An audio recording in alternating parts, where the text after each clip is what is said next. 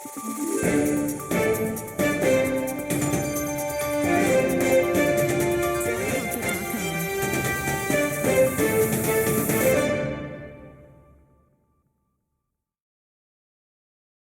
नमस्कार, मैं कौस्तुभ उपाध्याय प्रखर खबर में आप सबका स्वागत है।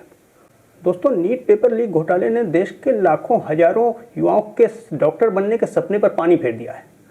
पर दिल्ली में बैठी मोदी सरकार के कानों पर इससे जूं नहीं रेंग रही है, क्योंकि शायद हमारे देश का प्रधानमंत्री इन युवाओं से पकौड़े तलवाना चाहता है या फिर नाले की गैस से चाय बनवाना चाहता है। रोजगार को लेकर यही उसका विजन है और यही उसका मिशन है। शायद इसीलिए रोजगार से जुड़े इस बेहद गंभीर मामले की कोई जांच नहीं की जा रही है और जांच के नाम पर सरकार जिस तरह की लीपापोती कर रही है, उससे शक की सुई खुद केंद्र सरकार की ओर घूमती नजर आ रही है।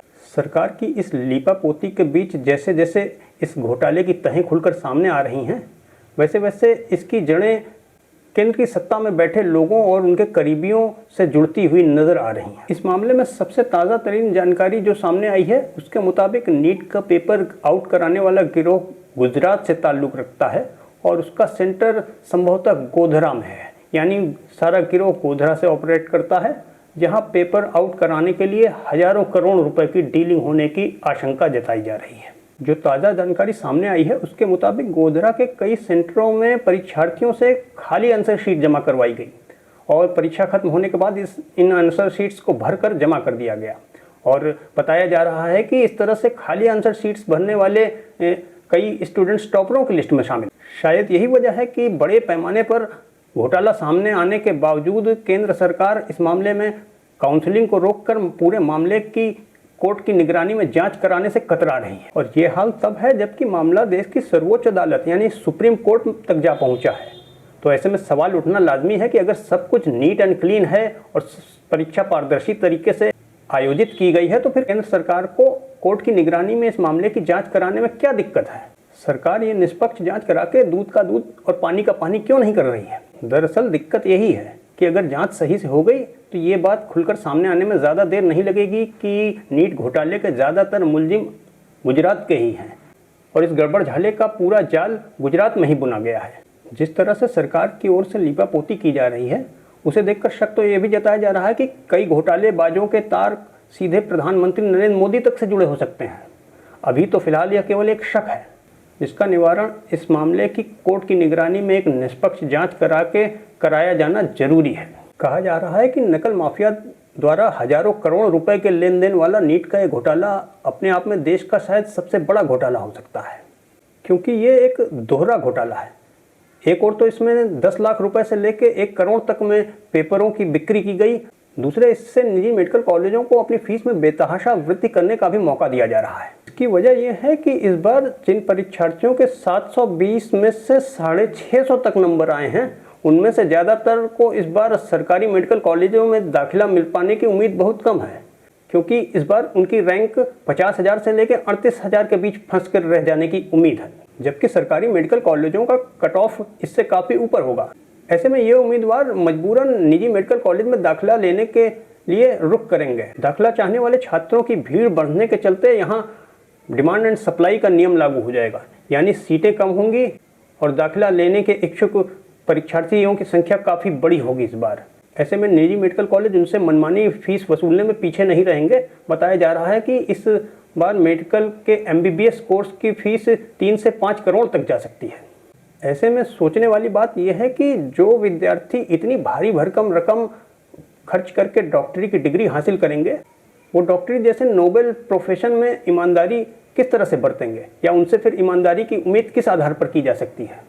जाहिर सी बात है कि इतनी मोटी फीस देने वाले ज़्यादातर परिवार लोन लेकर या उधारी लेकर या फिर अपनी संपत्ति बेचकर फीस का जुगाड़ करेंगे। तो ऐसे में डॉक्टर बनने के बाद इन विद्यार्थियों की पहली प्राथमिकता होगी इस रकम की किसी भी तरह से वसूली करना। तो फिर ऐसे वसूलीबाज डॉक्टरों से अपने पेशे से ईमानदारी की उम्मीद कैसे की जा सकती?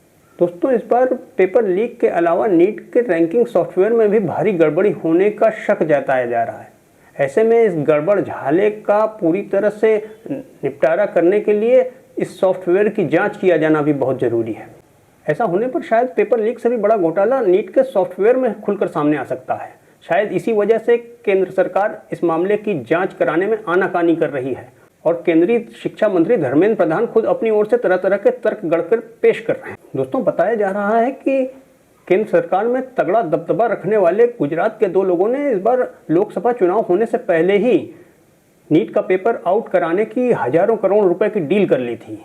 उन्हें यकीन था कि चुनाव में उनके 400 के आसपास सीटें आ जाएंगी, तो ऐसे में वो संसद में विपक्ष को ये मुद्दा उठाने नहीं देंगे।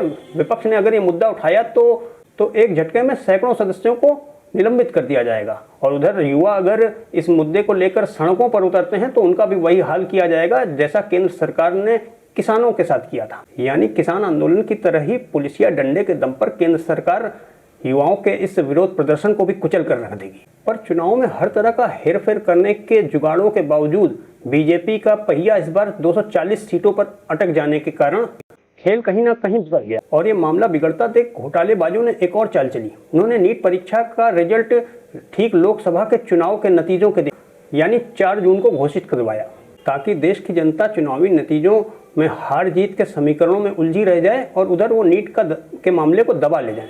काफ़ी हद तक हुआ भी ऐसा, पर गड़बड़ियां इस कदर भारी पैमाने पर की गई थी कि चुनावी राजनीति का शोर थमते ही एक बार फिर से नीट का जिन्न बोतल से निकलकर सामने आ खड़ा हुआ है। इस मामले के तूल पकड़ने की एक बड़ी वजह पिछले 10 साल में पहली बार एक सशक्त विपक्ष का उभर कर आना भी रहा, जिसके चलते करीब 1 दशक से सरकार का महिमा गान करने वाला डॉगी मीडिया भी आखिरकार नीट घोटाले से जुड़ी खबरों को दिखाने के लिए मजबूर हो रहा है। शायद यही वजह है कि मोदी सरकार की चापलूसी में चैंपियन रहने वाला चैनल आज तक भी नीट की परीक्षा में हुए पेपर लीक की खबर न केवल दिखा रहा है, बल्कि पेपर लीक कैसे हुए, कहां हुए, किसने कराए जैसे मामलों की पड़ताल से जुड़ी रिपोर्टें भी कहीं ना कहीं दिखा रहा है। ऐसे में नरेंद्र मोदी के न खाऊंगा न खाने दूंगा के खोखले नारे की पोल खुलकर रह गई है। तो साथियों, आज के लिए बस इतना ही। इसी के साथ मैं कौस्तुभ उपाध्याय लेता हूं आप सबसे इजाजत।